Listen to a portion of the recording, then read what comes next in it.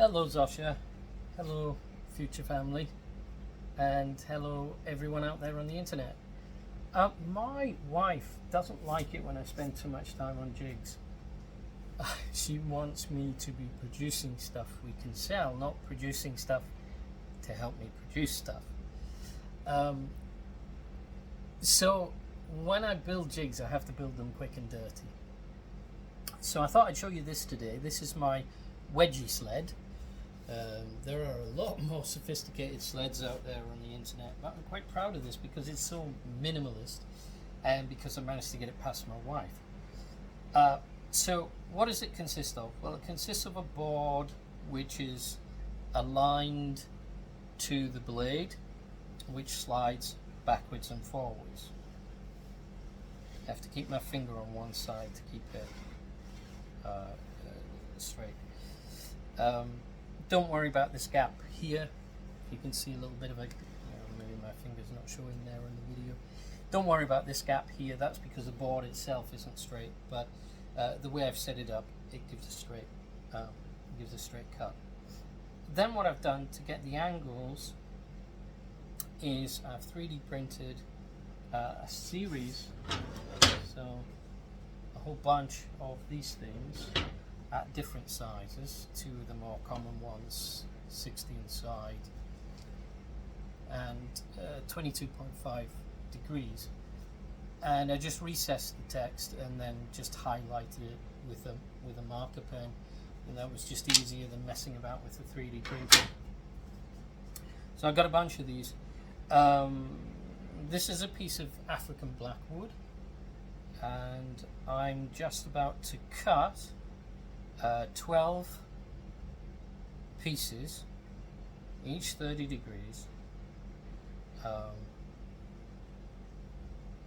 to fit together in one ring. Now I want them 3 centimeters long, but again I don't want to build a complicated jig to manage all of that. So all I've got is one of these setup blocks, which happens to be 2.5 centimeters wide. I use this on almost all of my woodworking. So I set my fence to be 3 centimeters plus 2.5 centimeters, so 5.5 centimeters. Then I can set my piece of wood against this, and then I can push and cut each piece. Now, why use a setup block? In case you're new to all this stuff, you never want to do this because your piece of wood, when it hits the blade, can trap, and that's how kickback happens, and a piece that small would come off here at several hundred kilometers per hour, no doubt.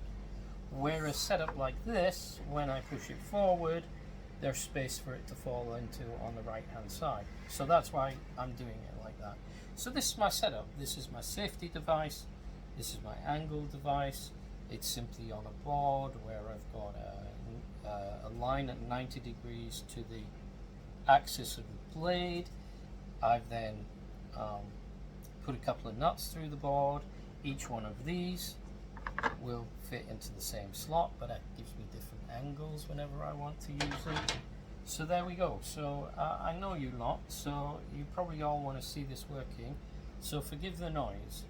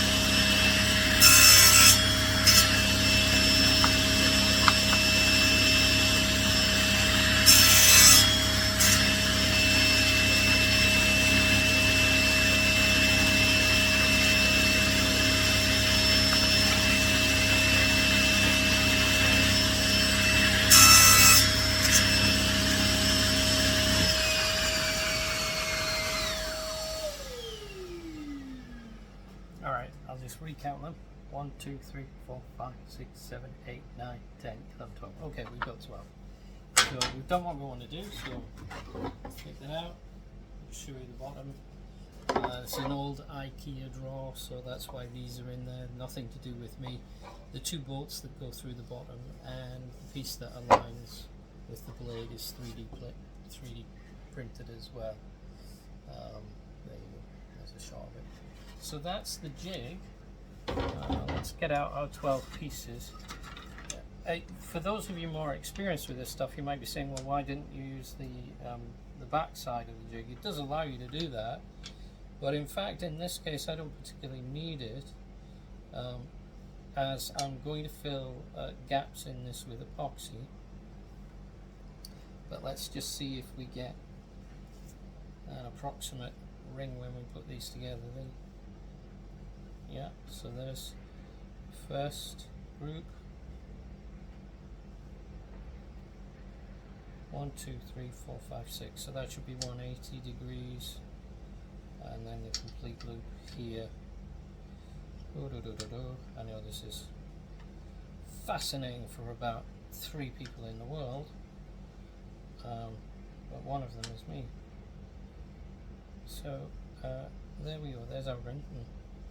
Okay, there was our ring. There's our ring. So yeah, this is going to work. They're going to go together, but I'm actually not going to do that. I'm going to use my next jig. So what this jig allows me to do is to push these pieces in like so.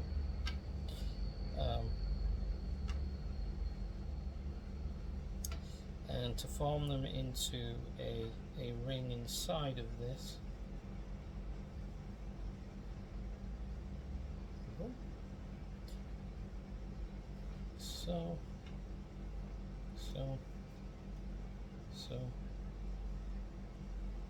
So, and then if I just apply some gentle persuasion,